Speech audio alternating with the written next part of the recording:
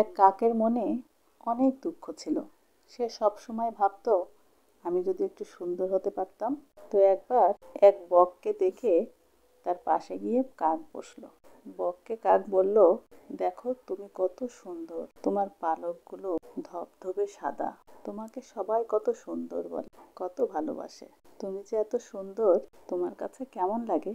কাকের কথা শুনে বক বলল, হ্যাঁ, দেখো আমার পালকগুলো ধবধবে সাদা, কোনো রং নাই।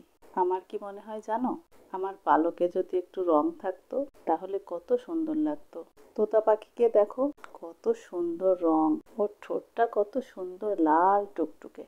ইস, আমার যদি তোতা পাখির মতো রং থাকতো, আমি খুব খুশি হতাম। বকের কথা শুনে কাক তোতা পাখির কাছে গেল। তোতা পাখির কাছে যেয়ে জিজ্ঞাসা করলো, তোমার কত সুন্দর রং, তোমার ঠোঁটটাও কত সুন্দর।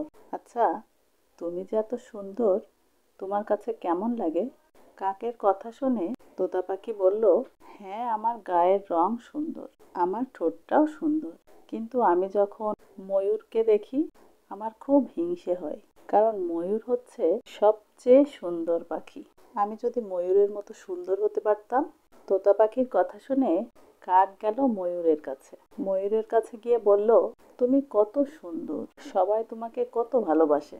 ময়ূর বলল, হ্যাঁ, আমি সবচেয়ে সুন্দর পাখি, কিন্তু আমাকে শিকারীরা ধরে নিয়ে যায়, আমাকে বন্দি করে রাখে, আমার পালকগুলো টেনে টেনে ছিঁড়ে নেয়, চড়া দামে বিক্রি করে, আমার খুব কষ্ট হয়।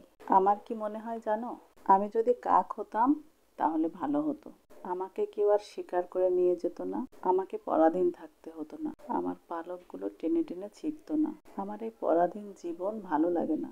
কাক ময়ূরের কথা শুনে খুশি মনে ফিরে গেল আর ভাবলো, সত্যিই তো, আমি তো স্বাধীন।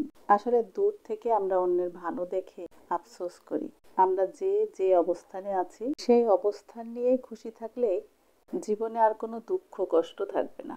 সবাই ভালো থাকবেন, সুন্দর থাকবেন, খুশি মনে থাকবেন।